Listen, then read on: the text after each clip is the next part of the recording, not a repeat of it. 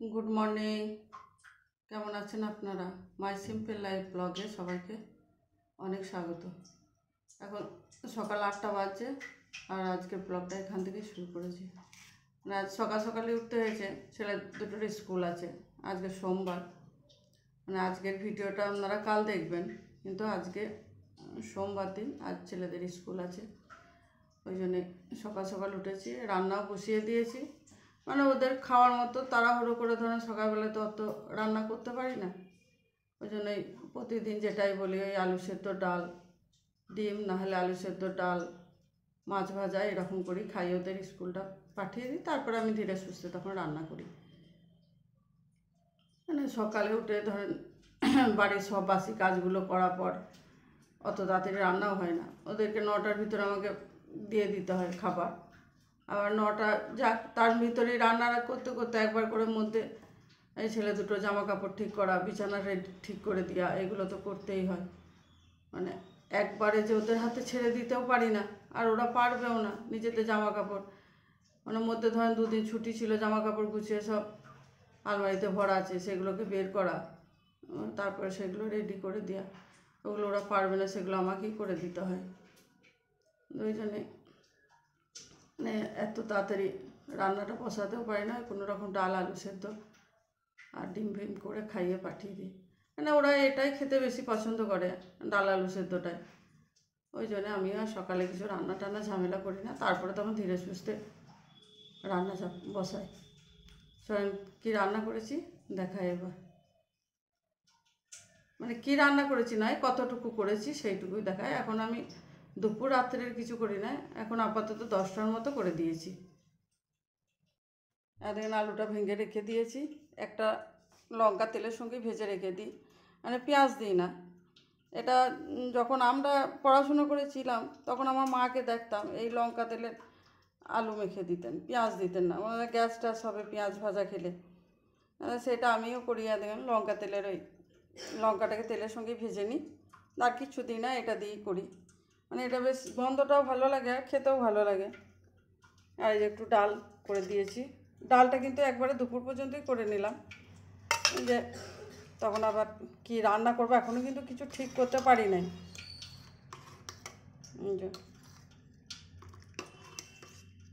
বেশি গাঢ়ও করি না আর বেশি আমরা পাতলাও করি নাই, মাঝামাঝি করে দিলাম।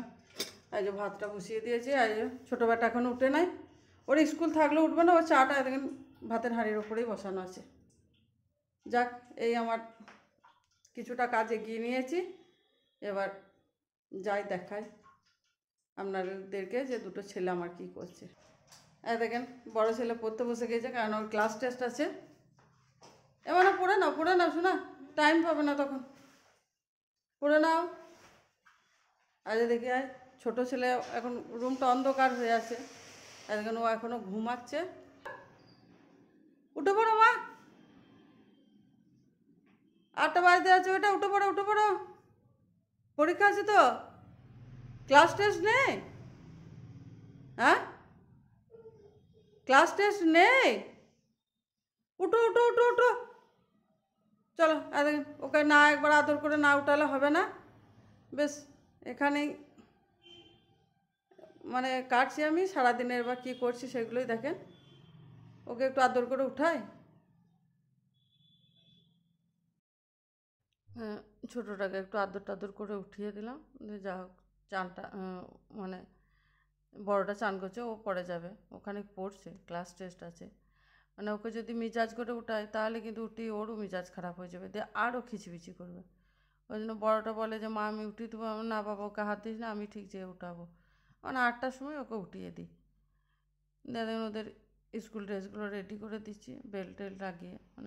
বললাম আগেই যে মধ্যে 2 দিন ছুটি ছিল, ওগুলো সব গুছিয়ে রাখা ছিল, বেল্ট ফেল্ট সব কাঁচা ছিল, ওগুলো লাগিয়ে দিই, এগুলো রেডি করে দিই, নিজেরা এসে তখন পরে নেবে। আমি এবার ওইদিকে ওদের খাবারটা রেডি করি গা, খাবারটা ভাতটা রেডি করি গা, ডিমটা ভেজে দিতে হবে, আলুটা মেখে রেখেছি, ডালটাও করা আছে, ডিমটা করে দেবো। টিফিন ভরে দিচ্ছি, খাওয়া দাওয়া ওদের হয়ে গেল। দেখুন মোজা জুতো পড়ছে সব। টিফিন আজ কিছু নেবে না, একটা করে রোল কেক নিয়ে নিলে আর জল নিয়ে নিলে। বড়ো ছেলেটা যে জলের বোতলটা নিয়ে যায়, সেটা ওকে দিলাম না। ওই জলের বোতলটা চুষে খাওয়া তো একদম জল খাচ্ছে না। আমি বাড়িতে যেটা খাই এটা ছোটোটার বোতল, আর ওকে আলাদা বোতল দিলাম। বড় মানে বাড়ির বোতলটাই দিলাম, ওরাই খায় ওই বোতলটা, দু ভাইয়ে। আমরা এটা নিয়ে যা, কারণ ওইটা চুষা বোতল বলে একদম চুষে জলটা খেতে চাইছে না। আর এই বাড়ির বোতলটা নিয়ে যা, তাহলে খেতে খাবি। দিয়ে ওই বোতলটা আবার চেঞ্জ করে একটা বাড়ির বোতল ভরে দিলাম। টিফিনটা ভরে দিলাম। আর ওই বড়ো বেটার দেখেন প্রজেক্ট আছে, ইংলিশের প্রজেক্টটা এই যে রেডি করে রেখে দিয়েছিলাম, ওই লিখেছে, আমি খালি ডিজাইনগুলো করে দিলাম, দিয়ে ভরে দিচ্ছে। আমরা আজকে জমা দিয়ে দিকে বাবা, এই প্রজেক্টের ঝামেলাটা আজ আমার মিটলো না। আজকে সন্ধ্যা থেকে আমি এবার ওদের দিকে একটু পড়ানোটা দেখতে পাবো। প্রজেক্ট করে কদিন খুব ব্যস্ত ছিলাম। এদিন ভরে দিলাম। এবার ওদের ওরা মোজা পরে ওই যে জুতোয় পা ভরে বসে আছে, ফিতেগুলো মানে দুজনারই ফিতেগুলো বেঁধে দিই, দেয় এবার নিচে দিয়ে আসবো। মানে এই 9টা থেকে 9টা 45 পর্যন্ত কি 10টা পর্যন্ত, এই 45 মিনিট 1 ঘন্টা, মানে 1000 কাজ থাকলেও আমি করতে পারি না যতক্ষণ না ওদের দিকে রেডি করে আমি নিচে দিয়ে আসতে পারবো। মানে শুধু নিচে দিয়ে আসা নয়, একবারে গাড়িতে চাপিয়ে গাড়ি যায়, তারপর আমি আবার উঠে আসি। মানে আমার নিজের জানেও নেয় না যে মানে নামিয়ে দিয়ে গাড়িতে বসিয়ে দেবো, গাড়ি না ছাড়তে করতে আমি ওপরে উঠে পড়বো, সেটাও আমি করি না। যতক্ষণ ছেলেরা না যায় ততক্ষণ আমি দাঁড়িয়েই থাকি, গাড়ি যায়, তারপরে আমি আবার উপরে উঠে আসি। এসে তখন একটু হয়তো 2-5 মিনিট একবার বসলাম, দিয়ে বসে তখন হয়তো রান্নার কাজে লেগে যায়, নাহলে নিজে যদি খেতে পাই তো নিজে খেয়ে নিই, এরকম একটা করি। আজকে তো রান্নার কাজেই আগে লাগতে হবে, মানে আজকে কাজ আমার প্রচুর আছে।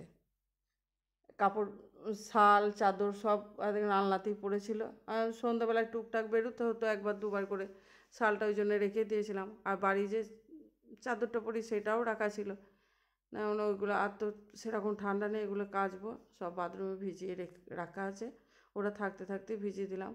ওদের জামা কাপড়গুলোও আছে, দিয়ে সেই সব ভিজিয়ে রেখে দিয়েছি। তারপরে এসে আবার রান্না হবে, রান্না করে কাপড় কটা কেচে তারপরে ঘর দোর মুছে চান করব। এইটা করতে করতেই আমার প্রায় 1টা বেজে যাবে। তারপরে ধরেন তো নামাজ টামাজ পড়ি, উঠে হয়তো কিছু না করতে করতেই তখন দেখবো ছোটো ছেলে চলে এসেছে, নিচে বেল বাজাচ্ছে। মানে এই সারাদিনের এই টুকটাক কাজ করতে করতেই অনেক হয়ে গেল। ছেলে দুটোকে নিচেই নামিয়ে দিয়ে চলে এলাম, নিয়ে যখন দুপুরে খাওয়া দাওয়া হয়ে গিয়েছে, ছাদে এলাম কাপড়গুলো তুলতে। মানে এর ফাঁকে আর আমি আপনাদেরকে কোনো কাজ দেখাতে পারিনি, মানে বললাম তো আজকে খুবই ব্যস্ত ছিলাম। নিজেও একবার এলাম, এটা কিন্তু চান করার পর নয়, খাওয়া দাওয়া করে আমি কাপড় তুলতে এলাম। ছোটো ছেলে চলে এসেছে, ওকে আমি বিছানাটা ঠিক করে পালিশ টালিশ দিয়ে এলাম, বললাম শো, কাপড়গুলো তুলে নিয়ে যায়। দেখেন এনে চেয়ারে ঢিপ করে রেখে দিলাম, যখন মন যাবে তখন গুছাবো, আর না হলে এখন 2 দিন এমনিই পড়ে থাকবে। সারাদিনে সবই শুনিয়ে দিলাম, আজকের মতো আপাতত এখানেই থাক। সবাই ভালো থাকবেন, সুস্থ থাকবেন, আর আমার চ্যানেলটাকে এগিয়ে নিয়ে যেতে সাহায্য করবেন। Good bye.